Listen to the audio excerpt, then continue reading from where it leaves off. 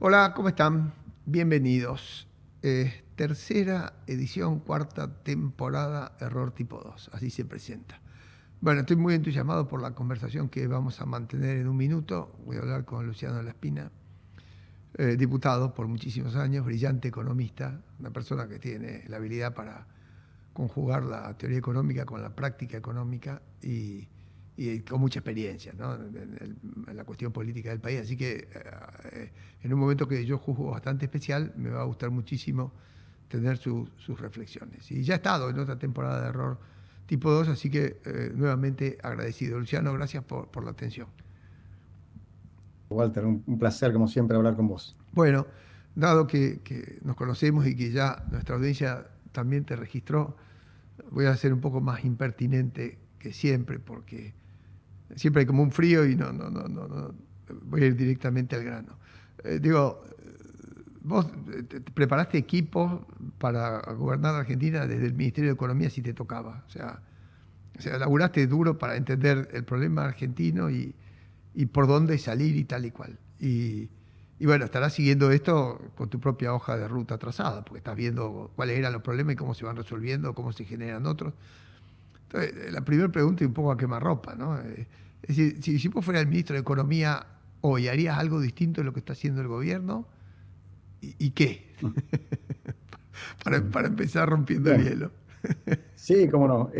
A ver, desde el punto de vista de la estrategia política, incluso de la estrategia de política económica, Sí. eh, eh, yo creo que hubiese hecho las cosas diferente, pero ahora con el diario El Lunes, que apareció un cisne negro, que creo yo es el apoyo inédito, sin precedente de los Estados Unidos, la perspectiva puede ser distinta, digamos, ¿no? O sea, si yo planifico toda mi vida financiera de una forma tal, digamos, y a último momento, a los 80 años, o a los 60 años, después de haber despilfarrado toda mi fortuna, me aparece una tía que no conocía de Europa y me deja una herencia millonaria, bueno, voy a ir a este tipo es un fenómeno, se gastó toda la plata durante toda su vida, vivió derrochando sin pensar en la jubilación y al final del día le salió bárbaro.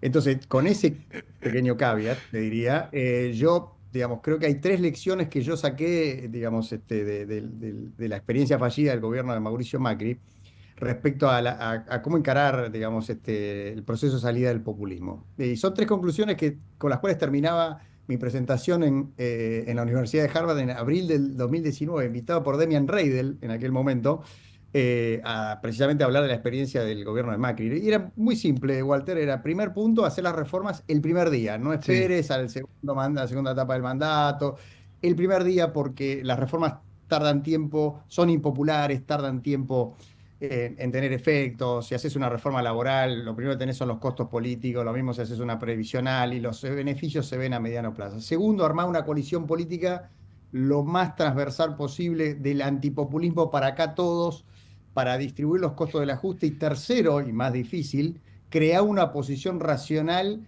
que sea alternativa, que te pueda ganar sin destruir todas las reformas que se hicieron, lo cual es mucho más difícil de hacer, digamos, porque es la única forma en la cual yo veía que el proceso político podía ser estable y que la economía podía ser estable en un proceso de salida del populismo. Esas tres lecciones no fueron, digamos, tomadas en cuenta en estos años de Milei, si las repasás a todas. De hecho, estamos ahora recién encarando las reformas más estructurales más importantes, estamos, digamos, recién reconfigurando la coalición política del gobierno, porque no se peleó con todos, y por supuesto polarizó con el kirchnerismo sin construir una oposición racional, porque digamos, es lo que intuitivamente hace cualquier estratega político, independientemente de los resultados que puede tener eso sobre la economía, como lo vimos en esta crisis que se generó después de las elecciones del 7 de septiembre. Entonces, cuando miro todo eso, digo, yo hubiese hecho las cosas distintas, pero claro, no sabía que después iba a venir el Tesoro americano a salvar las papas, de la forma en que lo hizo, y eso para mí es un game changer, como dicen los americanos, que no se puede soslayar. Y acá le voy a dar un crédito a nuestro amigo en común, Rosendo Fraga.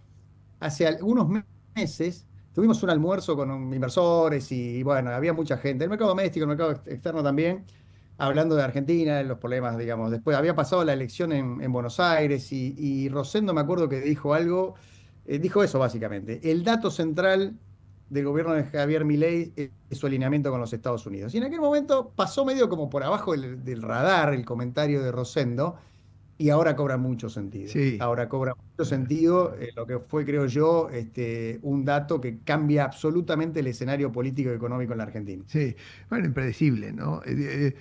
Rosendo, la noche del resultado que creo no mucha gente esperaba, dijo, acá ganó Trump. Dijo, este es uno de los ganadores. Por supuesto ganó Milei, ganó el gobierno, ganó Trump. Y yo me ponía a pensar y decía, bueno, la Argentina por años se dijo o se midió que era un país cuya opinión pública era bastante antiamericana, digamos, amante del dólar, pero no de los gobiernos americanos. Acá se hizo campaña con eso y a la gente le importó nada eso. No sé si porque eso es parte del pasado y las generaciones más jóvenes no tienen eso en mente o por qué cosa, pero, pero a mí me sorprende y me sorprende al punto de decir que esto es casi, lo que voy a decir es una exageración, pero yo lo siento así, es casi del significado político de un plan Marshall, o sea, es ir a poner plata inesperadamente en un país donde los que ponen plata hasta toman riesgo, porque veces de haber tomado riesgo enorme, o estoy mal en la apreciación que hago. Sí, por supuesto, no, no, no. Tenía mucho para perder internamente si esta jugada le salía mal. Y coincido absolutamente con vos. Yo creo que a los tipos de nuestra generación, y te diría también de nuestro clivaje sociocultural, que crecimos con el Braden-Perón, Hmm, digamos, no porque lo hayamos vivido, sino sí, porque lo hemos leído, estudiado, por Patria sí, Colonia no, en los sí, 70 tampoco lo vivimos mucho, pero más o menos lo escuchamos. Bueno, son todas consignas que en las nuevas generaciones, te diría, casi te diría, incluso en personas que de nuestra edad, que no están involucradas en la discusión política, son cosas muy antiguas, ¿viste? Que no, sí, claro. no resuenan digamos, y la sociedad se ha vuelto mucho más pragmática, mucho menos ideológica, a pesar de que tenemos un presidente que es extremadamente ideológico, digamos, en su discurso, como lo era Cristina en el suyo, o la política es ideológica de ya, por supuesto, y eso está bien, pero la sociedad soy mucho más pragmática y vio en que la ayuda de Trump era una gran oportunidad, me parece a mí, para que Sí, Argentina por ahí respirara un poco, para que el dólar no se vaya a 3.000 y tengamos una nueva crisis y punto. Fin de la discusión, ok, es por ahí. Y después el otro dato estructural, Walter, es que es la debacle del peronismo. O sea, el peronismo tuvo su 2001 con Alberto Fernández, y todavía no puede salir de esa trampa, digamos, ¿no? O ok. sea, es una crisis que muy profunda, que dejó heridas muy grandes hacia adentro del peronismo, pero sobre todo, digamos, un divorcio con la sociedad, digamos, ¿no? Que cada vez más marcado, y eso también es un dato estructural muy grande que ni siquiera estaba tan claro en el balotaje del 2023, porque Massa estuvo bastante competitivo dentro de todo, digamos, en una, obviamente, un balotaje entre dos posiciones bastante extremas y antagónicas por momentos, pero bueno, el 44 de Massa, Sí, digamos, parecía mucho. Pero ese 44 es una mezcla digamos, del temor a que generaba aquel Milei, que es distinto al de hoy, bueno, y de alguna forma ocultó, digo, esta debacle profunda del peronismo que no para de caer cuando vos lo ves año a año en todas las elecciones. muy Entonces, interesante lo que estás diciendo, es eso me muy parece que interesante. también es un dato importante. Te doy otro dato más en esa línea. Es récord histórico. Yo creo que no había pasado ni siquiera en los 70, incluso mucho menos en los 70, pero del retorno a la democracia, que el peronismo esté en minoría. En el Senado, perdón, en el Senado. O Sí, sea, hoy la Libertad Avanza, con algunos aliados más, está en condiciones de controlar el Senado con quórum propio, digamos, ¿no? O sea, si le sumás la Libertad Avanza, los del PRO, más los nueve radicales, más algunos aliados, etcétera, ya está en vos ves, a ver, dos cosas te pregunto, una política y la otra económica, porque vos pateas con las dos piernas, ¿no? La primera es la económica. ¿Vos ves posibilidad de que pasen reformas que hagan más razonable la manera de funcionamiento de la economía argentina? Razonables desde lo económico, y también te lo pregunto si políticamente crees que van a pasar y cómo, porque eso sería un cambio realmente enorme, digo yo, ¿no? Sí, sí, sí, 100%. Yo veo que hoy están dadas todas las condiciones para que pasen las reformas, pero te voy a decir algo más, Qué notable. Walter. La reforma laboral, si el gobierno la hubiese mandado a principios del año pasado, también pasaba. Ok. Yo te digo, Ah, ok. porque ya había mucho consenso, ya había, digamos, la reforma laboral, yo te digo, es, a pesar de lo que se dice hoy por hoy, es la reforma más fácil de pasar ¿Por qué? y porque ya hace tiempo que yo venía escuchando en dirigentes, que ahora no están menos presentes, pero Sí, que representan todo lo contrario, hablar de reforma laboral. Primero la que habló de reforma laboral fue Cristina en aquel manifiesto que dijo sí, de autocrítica de que yo, sí. no importa cuál reforma, pero reforma laboral, o sea, o modernización laboral. Habló Cristina, Randazzo, Facundo Moyano, los gobernadores. O sea, esta idea de que vos tenés 40% de la población de los trabajadores en la Negro, claro, la informalidad no informalidad. resiste ningún análisis. Entonces era una reforma que caía de Maduro, después iba a haber, y va a haber ahora, tironeo respecto a quién le vamos a hacer ajustar más el zapato, si tocamos o no el poder sindical, si le tocamos la caja, las obras sociales, Sí, los aportes sí. obligatorios. Va a haber toda una discusión de fondo y de hecho hoy sabemos, porque lo cuentan los periodistas, que el gobierno había imaginado un tope de doce sueldos para las indemnizaciones que terminó retirando en conversaciones con el sindicalismo. Ah, ¿Qué quiere decir? Que ya el sindicalismo está, digamos, algunos pimponeos de ida y vuelta con el gobierno está teniendo para sabiendo que va a pelear, pero pegando arriba del cinturón ah, para que no ah. pase una reforma que no los termine de hundir, en términos de lo que le interesa al sindicalismo, básicamente, que es probablemente conservar su poder económico y en algo su poder político en menor medida. Entonces, Sí, yo te digo, sí, la reforma tributaria creo que también hay que ver la letra chica, digamos, a la medida que toque mucho las cajas de las provincias se va a complicar, obviamente, porque necesitan los votos de los gobernadores para eso. Yo creo que no. Ahí tengo más dudas, pero también en ese plano te digo, la reforma tributaria es indispensable para avanzar, pero es muy difícil de hacer si la economía no crece. ¿Por qué? Porque si la economía no crece, no hay recursos suficientes para seguir bajando impuestos, porque apenas tenemos un equilibrio fiscal, mm, no te digo precario, pero digamos, cuando lo medís bien medido, Argentina está con un leve déficit fiscal, digamos. Si la idea del gobierno es tener un equilibrio fiscal sostenido, no va a poder bajar impuestos hasta que la economía empiece a crecer de manera vigorosa. Así que, para hacer la respuesta breve, sí, yo creo que hoy hay mucho margen político para pasar mm, reformas. No la previsional porque el gobierno no quiere, pero sí, te diría hasta la previsional, bien vendida, bien empaquetada, con una, digamos, discusión racional, podría llegar a pasar, ok, digamos, ok. porque es el beneficio de todos los gobernadores que Argentina empieza a tener reglas de juego que más o menos generen crecimiento y desarrollo, porque son las provincias las protagonistas de ese crecimiento. Ok, lo que decís es muy optimista. Hay otras personas que están también muy optimistas para la sociedad. No, no podemos, porque vos seas estrictamente muy optimista en lo personal, si Ujú. pasara eso. Pero hay algunas personas que están diciendo, bueno, mira, al mismo tiempo que van pasando estas reformas, empiezan a entrar capitales. Digo, después de las elecciones, todo se dio vuelta. Digo, el bote estaba, el kayak estaba boca abajo y se puso para arriba. Y las empresas que tenían parada su colocación de deuda empezaron a colocar deuda. De nuevo, rápido, por supuesto, para vaca muerta y qué sé yo, pero 2.000, 3.000 palos, parece como que de golpe abrieron una canilla de dólares que reemplaza los dólares que anticipó el campo en el peor momento antes de las elecciones. Y hasta las provincias empiezan a pedir guita. Entonces, la reflexión que te hago es a propósito de la idea del crecimiento que vos planteaste y de esta entrada de capitales y de los equilibrios, ¿no? Fiscales ¿cuál es tu lectura de esto? Es sorprendente, Ujú. ¿no? ¿Y cómo se lee Sí, esto? sí, ¿Cómo se sí, come? sí. ¿Cómo?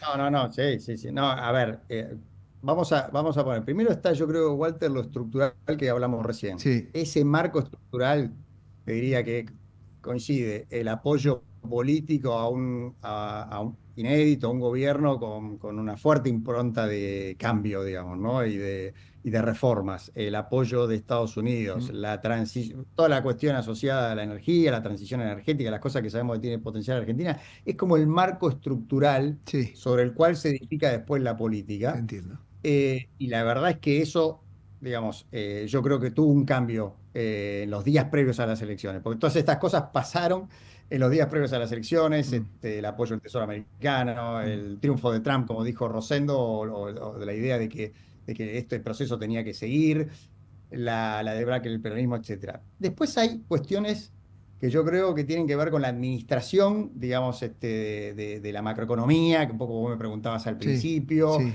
las cuestiones fiscales, cambiarias, de implementación del programa, que yo te diría, no es que sean de segundo orden hoy, eran de primer orden de importancia hasta que apareció el apoyo del Tesoro americano, porque Argentina era un país, es un país, pero yo digo barra era, porque ahora tenemos digamos, a Papá Noel atrás apoyándonos, por decir de alguna forma, muy volátil, digamos, donde Mm, los desarreglos cambiarios, los problemas de vulnerabilidad financiera eran, digamos, operar o manipular fuego en un polvorín, digamos, ¿no? mm, Entonces, yo creo que ahora eso, lo que ha inaugurado esta nueva etapa, creo yo, es al menos una Argentina sin crisis fiscales mm, y de deuda, y te diría cambiarias, al menos por un horizonte de 2 años.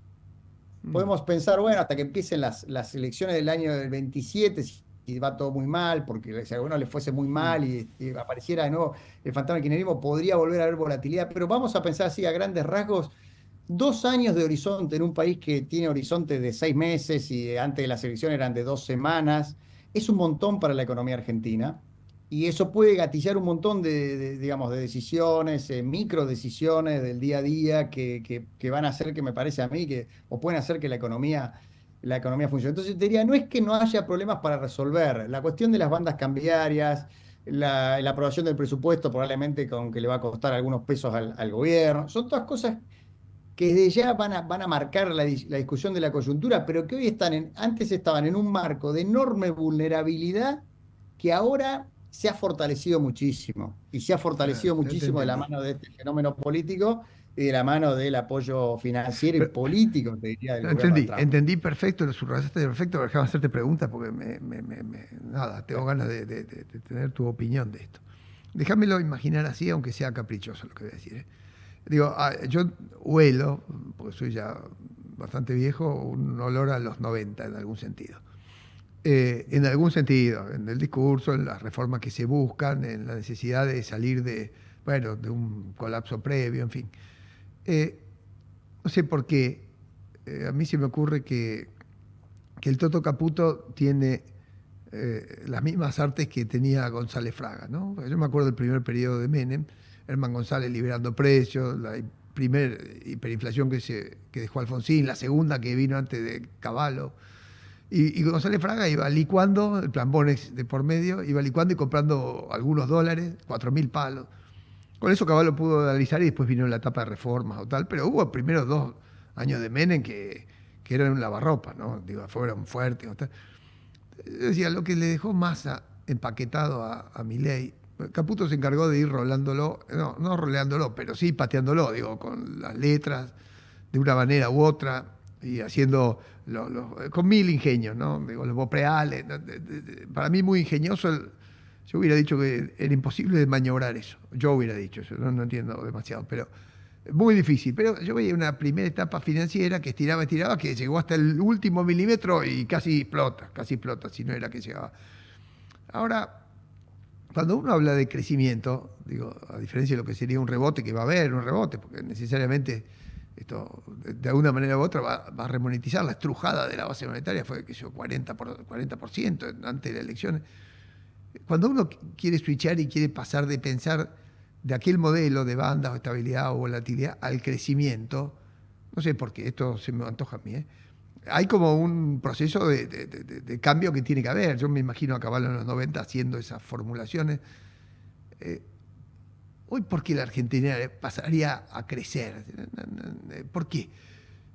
¿Cuáles serían las razones fundamentales? Digo, el superávit fiscal es corto, el techo de la banda tocó y se quedó ahí medio flotando, reservas muchas no hay, inversión externa viene por la minoría y tal, pero ¿no? ¿Por qué vos dirías, no, mira, 2 años es un horizonte suficientemente tranquilizador? ¿Cuáles son los indicios que vos estás viendo a propósito de lo que podríamos llamar crecimiento en serio, digamos, ¿no? Sí, sí. No, yo creo que esa es la pregunta del millón, Walter, porque efectivamente, como vos bien decís, los problemas estructurales de la macroeconomía argentina no se resolvieron ni con la elección ni con el apoyo de Trump. Lo que Mm, se resolvió, se despejó, si vos crees, mm, es el escenario de crisis que es inminente en Argentina, mm, donde todos los argentinos estamos esperando que en algún sí, momento todo se caiga, con cualquier gobierno que sea. Ese escenario se ha despejado. lo cual no quiere decir que automáticamente eso nos compre el crecimiento y el desarrollo. Eso desde ya. La pregunta ahí, y esto es una pregunta para la cual no tengo una respuesta, es cómo va a reaccionar la inversión, digamos, Mm. a este nuevo contexto, digamos, ¿no? Cuando vos bien decías recién que se activaron un poco las inversiones, las emisiones de deuda. Hoy hablaba con un estudio de abogados de primera línea en Buenos Aires que me decía que, digamos, todas las deals y averiguaciones que tenían de inversiones se aceleraron después, increíblemente después de las elecciones. Pero es difícil medir cuánta confianza genera Argentina aún en este contexto para que vuelva la inversión a gran escala, como pasó en los 90, y vuelva la creación de empleo, porque en definitiva, si la inversión no llega a la creación de empleo y al salario, después la sociedad en algún momento se puede cansar y puede cambiar de rumbo, digamos, ¿no? Ah, ah. Entonces, no hay una respuesta seria que alguien te pueda decir, sí, es esto, porque es un tema de confianza. Es cierto que se estiró el horizonte, ya no tenemos una crisis a la vuelta de la esquina, ni este año, y probablemente tampoco el año que viene, y si al gobierno le va razonablemente bien, tampoco en el 27. Entonces, ahora no sé si es suficiente para que eso genere el boom de inversiones que se generó a partir de abril del 91 con la convertibilidad. Cuando vos mirás la comparación con los 90, hay muchas diferencias, digamos, ¿no? Hay muchas diferencias geopolíticas, hay muchas diferencias políticas domésticas. En aquel momento había Mm. las geopolíticas, el consenso de Washington, ahora ahí tenemos una guerra comercial en el mundo. Sí. Pero bueno, ahora también tenemos la ventaja de estar a punto de firmar un acuerdo Mercosur-Unión Europea, que si Dios quiere sale antes de fin de año, veremos si eso ocurre o no finalmente. Tenemos un acuerdo en marcha de comercial con los Estados Unidos y una alianza política con Estados Unidos. En aquel momento teníamos un sistema de partidos de centro moderado, digamos, la alternativa Menem era de la Rúa, que comía con cuchillo y tenedor, y ahora tenemos un sistema, digamos, polarizado en los extremos y hasta te dirías algo atomizado.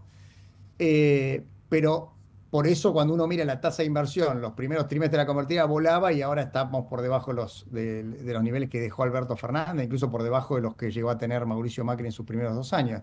Y eso tiene que ver con la confianza. Así que es una gran pregunta. Yo creo que lo que quedaba claro en la convertibilidad era que a ese tipo de cambio, en esas condiciones, había ganadores y perdedores. Los perdedores cerraban y los ganadores invertían. Sí, Y en el balance la economía creció, al sí, menos hasta el 97. sí. Hoy los perdedores cierran o despiden gente y aguantan como pueden, y los ganadores no invierten todavía porque no saben si, digamos, esto es sustentable, digamos, ¿no? Entonces, Ah, ok. ese horizonte todavía no tengo claro que haya cambiado definitivamente. Sí veo un horizonte más largo el que teníamos antes de las elecciones, eh, y sí debo decir que la recesión comenzó antes de la crisis financiera. O sea, la recesión argentina, el freno de la actividad empezó a principios de año. Y eso no tuvo que ver con la crisis ni de las LEFIs, ni tuvo que ver con el 7 de septiembre de Kicillof, de la provincia de Buenos Aires, ni con la corrida cambiaria de octubre. Tuvo que ver con que, lo que vos decís, una economía que todavía no responde a las señales y que tiene enormes sectores que no la ven, digamos, no ven la rentabilidad suficiente como para largarse a Pero, invertir. muy No hay interesante. creación de empleo y no hay consumo. Y el crédito, que es uno de los principales motores como para encender la chispa de la reactivación, comenzó a frenarse, sobre todo a partir del segundo trimestre. Sí. Ahora, ¿vos cómo te imaginás? ¿No? Esto ya, a mí me pasa esto, ¿no? Pero yo admito que es mi incapacidad. Eh, a mí me cuesta imaginar otro momento de la vida económica argentina donde los diagnósticos estaban más claros para mucha gente en materia económica, pero a mí me cuesta mucho ponerme, qué sé yo, en el medio de Arriazu y Carlos Rodríguez, no, no para compararme ni mucho menos, solo miro una vereda, miro la otra, escucho lo que dice uno, lo que dice el otro de hace largo rato, no sé por qué extraña razón, me da la sensación de que ninguno tiene toda la verdad, pero está raro en materia económica el diagnóstico de esto. ¿Por qué pasa? Te pregunto, que vos que tenés mucha experiencia política, económica y todo, yo no me acuerdo haber visto una tensión entre economistas de buen nivel de los dos lados. Y alguno te dice, Ujú. mirá, pasa por el medio, otro te dice, no, no, el tamaño de la deuda es impagable, otro dice, no, no, la deuda se puede rolear perfectamente. Y ahí estamos en un péndulo que, insisto, digo, la Argentina le fue tan mal siempre que parecía el sentido común de los economistas, parecía alinearlo de una sola vereda. Hoy hay como dos manos, ¿no? Ujú. Que Milei Sí, exagera sí, diciendo Corochan, de que se, pero eso saquémoslo sí, sí, sí, sí. No, yo creo que, bueno, los economistas, sobre todo los economistas que uno podría decir más liberales y, digamos, tienen posiciones que son bastante instrumentales respecto de las cosas, digamos, ¿no? O sea, todos están más o menos de acuerdo con que hay que tener equilibrio fiscal y tener una política monetaria conservadora. Algunos son más flotadores, otros son más fijadores, como es el caso de Arriazu. Y todos discuten cuál es la mejor estrategia en términos de estabilización, bajo la premisa de que en algún momento vos le tenés que ganar, digamos, la pulseada del mercado con mucha credibilidad, digamos. Todos los planes de estabilización en la Argentina, pero fundamentalmente a lo largo de la historia que han fracasado, tuvieron problemas de credibilidad por falta de ancla fiscal, por problemas de financiamiento, por problemas externos, Entonces, que responden a distintos fenómenos, digamos. A veces el descontrol fiscal, por ejemplo, el plan austral, Mm, que empezó muy bien, muy parecido al de mm. Israel. El de Israel terminó bien con el mismo setting del plan de estabilización, pero Argentina terminó mal porque no tuvo el plan, el ancla fiscal que tuvo Israel, el acuerdo político que tuvo Ujú. el plan israelí, pero también Israel tenía el gran apoyo americano, como ahora lo tiene la Argentina. Sí, Entonces, yo creo que te diría, las diferencias son bastante instrumentales porque a la larga todo se supone de cómo vos vas a llegar mejor al punto en el cual estabilizás la economía. Y acá apareció un cisne negro que rompió con todo. O sea, generalmente los países se tienen que comprar su propia credibilidad para poder sobrevivir. Algunos dicen, bueno, compro credibilidad, por ejemplo, vamos a simplificar al extremo, fijando el tipo de cambio, porque dice Arreazo es una economía bimonetaria, entonces si vos flotás esto sí, genera un problema. Y dice otro, no, hay que flotar porque tenemos que comprar reservas y si compramos reservas compramos credibilidad. Pues resulta que acá no pasó ni una cosa ni la otra y vino a Estados Unidos y nos alquiló la credibilidad. Entonces, todas esas discusiones que eran válidas en otro contexto, sí, no en el contexto del plan Marshall. hasta el prestamista de última instancia, hasta que apareció. Claro, Claro. entonces, por eso digo, y ahí es como que después empieza la discusión sobre si cuánta plata va a poner Estados Unidos, cuánta no va a poner, etcétera, pero el apoyo es tan, a ver, No, monolítico y entendí tan perfecto. claro Y entendí que, perfecto y que subrayo el toda esa punto. discusión parece instrumental Sí, a la sí. luz del hecho fundamental o estructural que implica el alineamiento con Estados Sí, Unidos. lo entendí perfecto porque lo explicaste perfecto, todo el mundo lo entendió. Entonces déjame hacerte dos preguntas que, asentado este primer punto me viene a la cabeza. La primera es, la Argentina es un país cerrado, ¿no? Una momia, esto hace 50 años que no compite, ahí inclusive hasta pocas empresas. Y culturalmente, no sé si decirlo mercantilista, corporativo, qué sé yo, poner el calificativo que quieras, pero si yo lo quiero exagerar diría premoderno. O sea, Argentina en vez de aumentar la empresa la achicó, en vez de recibir inversiones de afuera, hizo inversiones de afuera, atesora en latas y guarda en los bancos, están llenos, digo, premoderno en términos del segmento de clase media, lamentablemente eso se ha distanciado los que más ganan de los que menos, que son más y qué sé yo. Ahora, las dos preguntas son estas. ¿Cómo salís de esa cultura, llamémosla corporativa, cerracionista de la economía argentina desde los 30, 40, 50 para acá, hace un montón de años? Una primera pregunta. Y ¿cómo salís cultural y políticamente? Porque te lo puedo preguntar a vos que entendés economía, pero que viviste dentro de la política. Es decir, existen esas fuerzas que tienen que ver con cierto establishment imperante en Argentina, de un modo o de otro, o con ciertas ideas. ¿Cómo salís de eso? Porque... Sí, yo creo que, a ver, el rumbo lo define la política Ujú, y después los actores se van adaptando, por ok. supuesto con resistencia. Eh, yo creo que el empresario argentino obviamente trata de maximizar ganancias Mm, y en una sociedad de mm. búsqueda de rentas como la que instaló el kirchnerismo se dedicó a buscar rentas y por eso la economía no crecía, sino que nos robamos la plata entre los argentinos, o algunos le robaban Mm, a otros, mm. mejor dicho. Y se acostumbraron a ese esquema de incentivos, ¿no? Entonces, yo creo que, pero también el empresariado vivió la década del 90, que fue una década, digamos, donde hubo mucha más apertura, mucha más competencia de regulación y un pedazo importante del empresariado sobrevivió. Te voy a dar un ejemplo que a mí me gusta dar siempre, que es el del actual presidente de la UIA, que es Rapalini, que tiene una empresa de cerámicos que sobrevivió a la década del 90, lo hizo invirtiendo, compitiendo, ampliándose, comprando algunos competidores que decidieron cerrar porque no les daba la Sí. productividad. Y desde entonces y desde entonces ha sobrevivido en distintas etapas. ¿Y qué quiero decir con esto? Quiero decir que si vos le das las condiciones al empresariado para que compita y le das las reglas de juego estables, obviamente el empresariado va a competir, digamos, porque se Mm. adapta y trata de maximizar ganancias.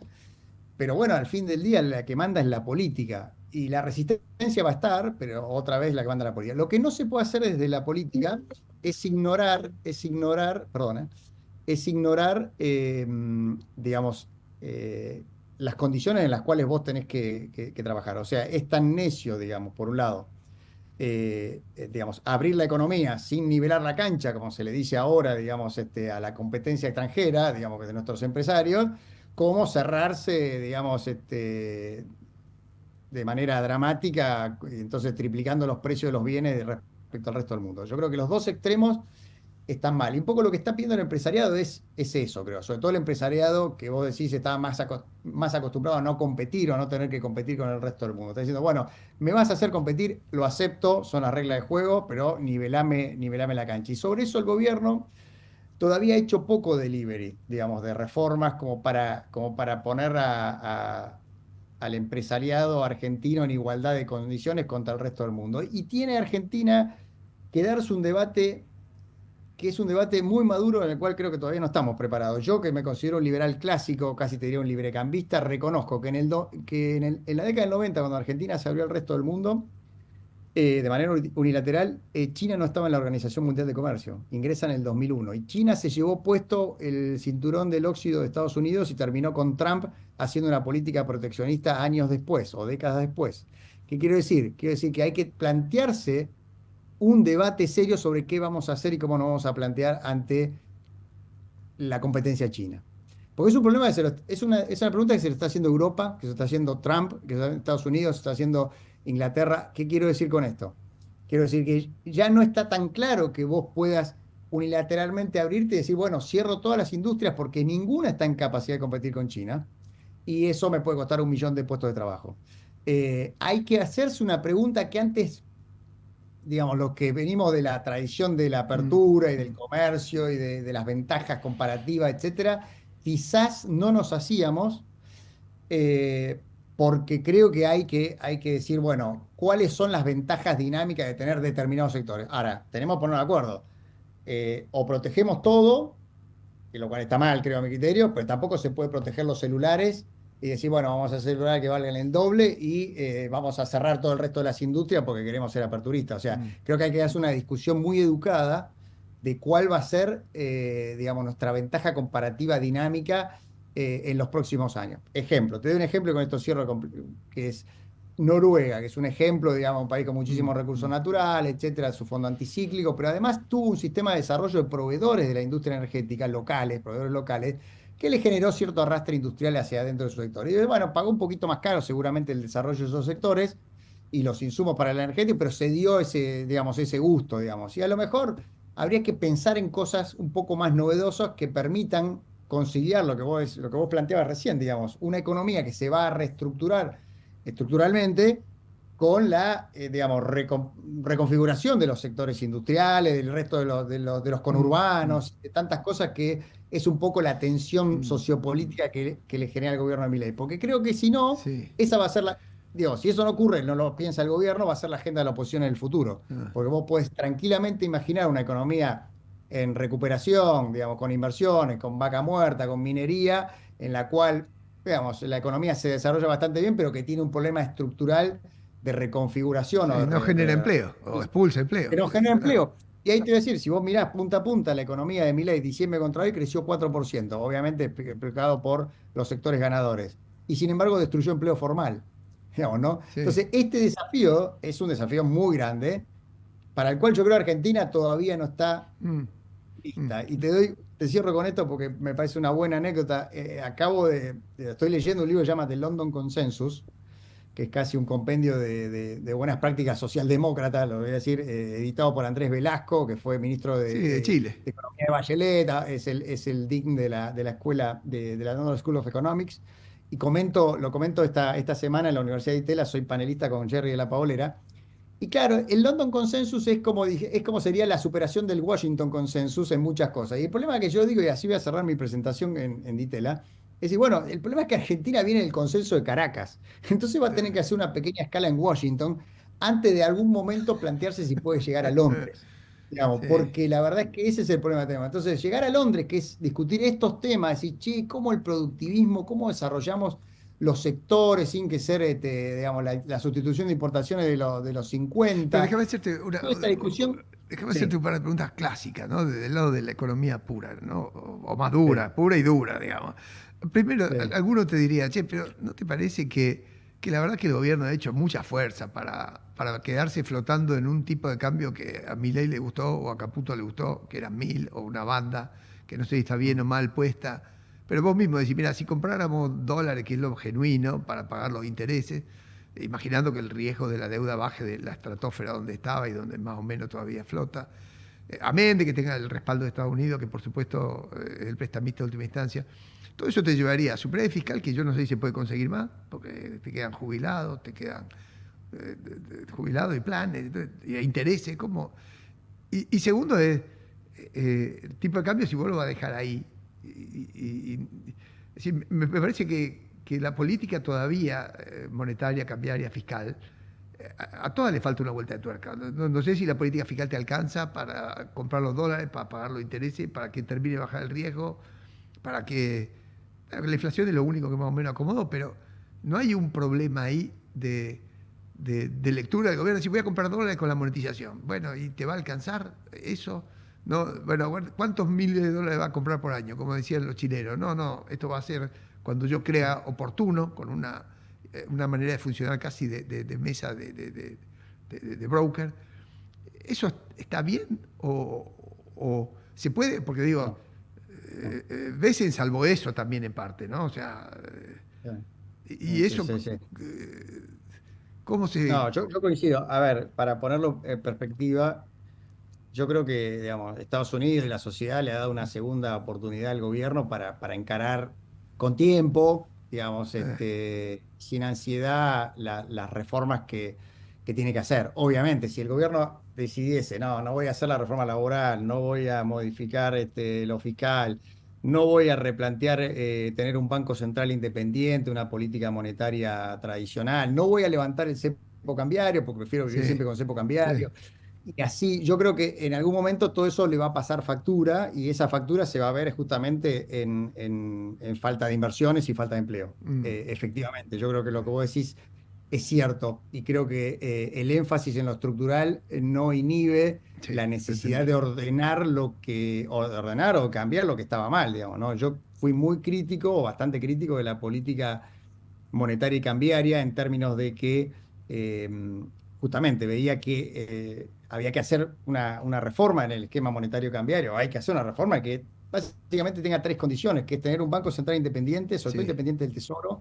Hoy la política monetaria de alguna forma se define en la Secretaría de Finanzas con este famoso punto Anker que un día emite deuda más o menos y eso implica más o menos pesos.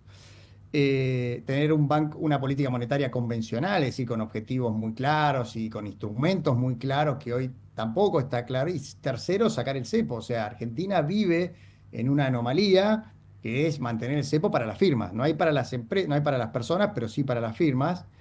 Y eso, como siempre digo, digamos, eso inhibe también el ingreso de capitales porque si a vos te invitan a pasar un verano o un fin de semana en Guantánamo, bajo el argumento de quédate tranquilo que cuando vos quieras salir de la cárcel salí, no hay problema, y adentro está lleno de presos, y no, son esas cosas que en algún momento cierren la puerta y me dejen a mí adentro también, porque me invitaron a Sí, una cárcel, no me sí. invitaron a un resort. Y esto es lo mismo, digamos, si vos tenés control del capital a la salida y tenés un montón de tipos que están Sí, atrapados sí, ahí y los que están afuera no quieren entrar, ¿viste? O quieren entrar con un RIGI que les dé una garantía de que después van a poder salir de Guantánamo, ¿viste? Pero con sí, un contrato ante sí. la justicia norteamericana. Entonces, bueno, esto es lo que yo creo que el gobierno tiene que cambiar y creo que tiene una ventana de oportunidad enorme.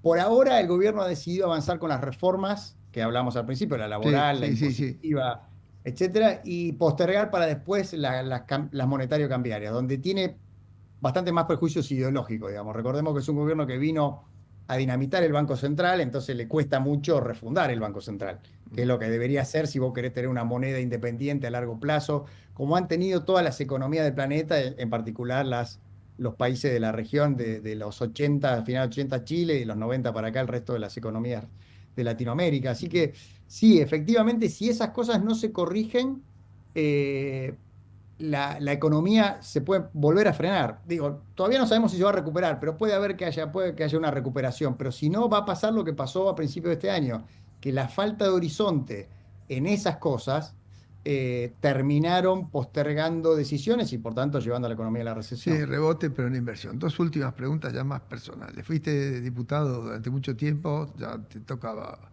ya ir saliendo. Eh, ¿Qué onda? ¿Qué tal la experiencia? Para dónde te vas? ¿Cómo sigue? Sí.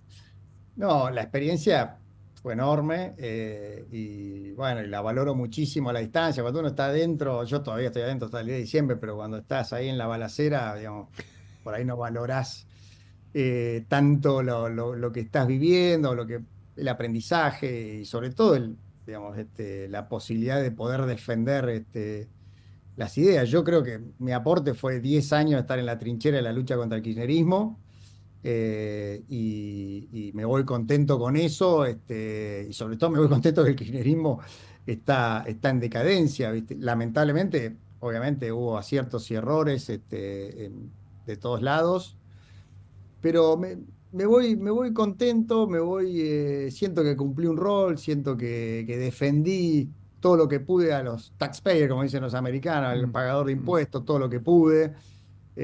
Creo que dejé un legado pequeño desde el punto de vista de cambiar la vida de la gente, pero en lo institucional es importante, que es la Oficina de Presupuesto del Congreso, que fue digamos, es hoy el organismo que asesora a los diputados y senadores para tomar decisiones fiscales, y hoy cada decisión que hay fiscal aparece un tipo, que es el presidente de la oficina, director de la Oficina de Presupuesto, con los números de decir cuánto cuesta la iniciativa, y eso pone a Colorado a más de uno que presenta locura, digamos, ¿no? Entonces, eh, bueno, en fin, yo creo que O fue sea, una etapa ¿te salís de la muy política? importante. ¿Te salís de la política o decís, no sé, No, mira? ahora me voy al sector privado, sí, me voy al sector Sí, privado, sí, sí. contento de poder hacerlo, de volver digamos, como dijo Pichetto alguna vez, cuando Pichetto se fue del Senado, después de muchos años de haber sido el presidente del bloque del PJ, dijo, recuperé la capacidad de pensar. Y yo creo que de Ah, alguna forma no estar en la política siempre comprometiendo la opinión de tu partido, de tu bloque. Muchas veces no te inhibe de pensar, de decirle realmente o decirlo con la crudeza que tenés que decir, digamos, ¿no? Porque uno forma parte de una responsabilidad mm. mayor, que es la de representar un partido. Entonces, a veces yo puedo estar en desacuerdo con algunas posiciones de mi bloque, pero voto con mi bloque y discuto adentro y hacia afuera defiendo las posiciones que se adoptan en el bloque. Así que contento de irme al sector privado, voy a trabajar de lo mío, siempre he hecho consultoría macro, fui economista jefe del estudio Broda, trabajé en el Banco Central, en el Ministerio de Economía, es lo que me gusta hacer.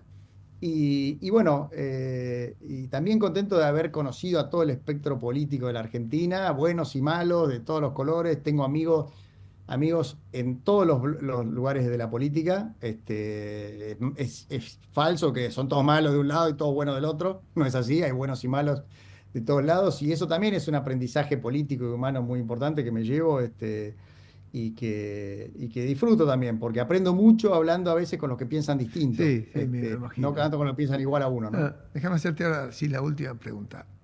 Una vez y por accidente, por casualidad, no sé si lo conté varias veces, pero no vale la pena abundar en el detalle. Una vez un ex ministro de Economía de la época de Menem, bueno, no hubo muchos tampoco, ¿no? No se puede ser tan enigmático. Cuando se fue a la Casa Rosada dijo, bueno, vendrá lo que vendrá, pero muchas de las cosas que hicimos no van a cambiar más. Y dice, me equivoqué, me dijo. Eh, Mm. Se volvió todo para atrás. Digo, yo converso con vos, tenés mucha experiencia política ya en el Congreso, no sabemos bien tampoco qué suerte va a tener el modo en que el gobierno construya poder, qué suerte va a tener el PRO, si la irracionalidad en la Argentina o no. Pero, claro, a mí siempre, por viejo, me quedó ese escepticismo cultural y que yo escuché esta nota y voy a decir, mira, hay una oportunidad increíble, esto lo que subrayo, si entendí bien de lo que vos decís, y falta hacer mucho de lo mismo de antes que faltaba hacer, pero está la oportunidad y me parece que valorás mucho eso.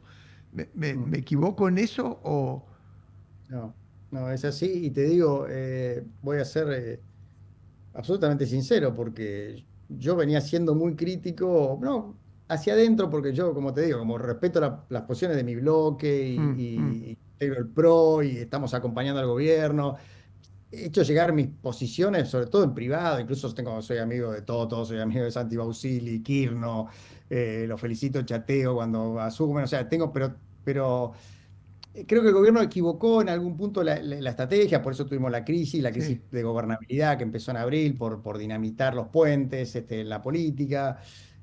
Con lo cual yo creo que realmente hay una segunda oportunidad, un reempezar, digamos, un sí. empezar de nuevo para el gobierno, legitimado en la elección, pero sobre todo eh, creo yo, con una sociedad que le dijo, bueno, te doy las herramientas para que puedas reencauzar la situación. Y bueno, la ventana de oportunidad es mayor quizás que la que tenía Milei al principio, porque Milei pudo resolver problemas que eran muy complejos.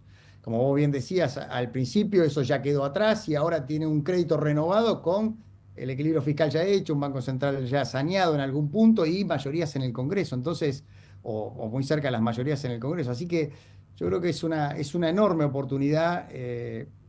Creo que el gobierno también aprendió las lecciones, ¿no? O sea, me parece que hay un Eh, aprendizaje, Milei lo dice públicamente, he aprendido la lección de lo que se puede, lo que no se puede, lo que tengo que cambiar. Y bueno, el rumbo del gobierno es el rumbo que nosotros siempre predicamos, Walter, o sea, que es una economía integrada al mundo, con equilibrio fiscal, con una moneda estable, con la empresa y el capitalismo como motor central del crecimiento. O sea que sabemos que en el rumbo no le erra seguro el gobierno. La cuestión es la implementación y siempre está el diablo está en los detalles, digamos, ¿no? Entonces, eh, lo que creo es que ahora el gobierno tiene esta segunda chance enorme y que creo que la crisis le vino bien.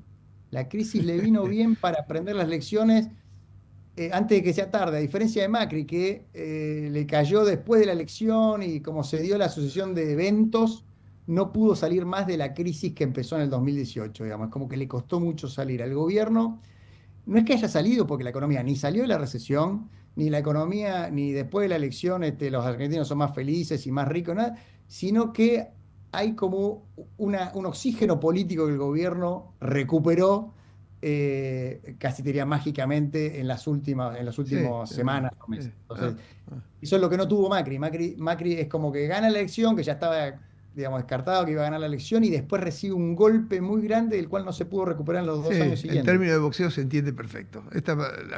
Esta es la piña del Roña Castro cuando estaba Groby. Así fue, ¿no?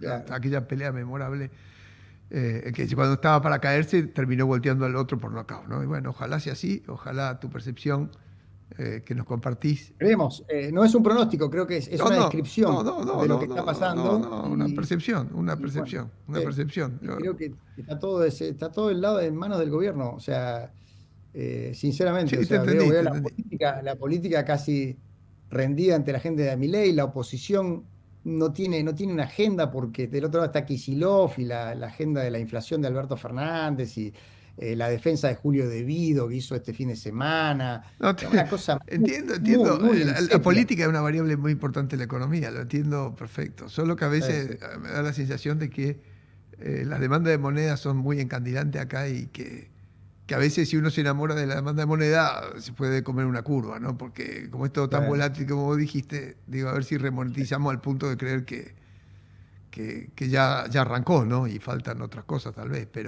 No, no, pero no. bueno, No, y aparte, Walter, la política es dinámica, no, en la democracia hay alternancia y creo que en algún momento, ahora parece que Milei reelige en el 2027, veremos qué pasa, pero dale, lo clave acá, vuelvo al principio de esta conversación, es que en algún momento haya una alternancia racional, o sea, una oposición racional mm, que permita la alternancia sin destruir todo. No me importa si de izquierda o de derecha, porque en Chile ganó Boric y no destruyó todo, destruyó una parte. pero vos estás adentro Pero de eso. no, Si me queda algo a mí claro de lo que vos estás diciendo, que vos estás transmitiendo y sos una persona muy inteligente, mucha experiencia y de economía y de política, ¿sabes? Vos estás adentro de donde está pasando eso y me resulta muy representativo y muy impresionante tu conversación, porque sé con quién estoy hablando, así que creo que esto va a ser muy valioso para que la gente piense en lo que dijiste y en lo que falta, ¿no? Así que yo te agradezco mucho la amabilidad de dispensarme este rato de conversación y bueno, hasta que nos veamos pronto. Que pasen las cosas bien. Dale, no, muchas gracias. Sabes que para mí es un honor conversar con vos, que te aprecio y te admiro de toda la vida y bueno, siempre que me llames estoy. Es un gusto enorme. Mil gracias, viejo. Mil gracias. Chao, un placer. Bueno, Chao, conversé Walter. con Luciano Lapina, que nada, un crack total. Si esta conversación le parece que provoca ganas de pensar o de reflexionar o de entusiasmarse o de atemorizarse o de, no sé, si le pareció que alguien hace pensar o permite discutir y encontrar racionalidad a este país algún día, le pido por favor que la comparta. Y nosotros volvemos con más Error Tipo 2 la semana que viene. Pasen bien. Muchas gracias por la compañía.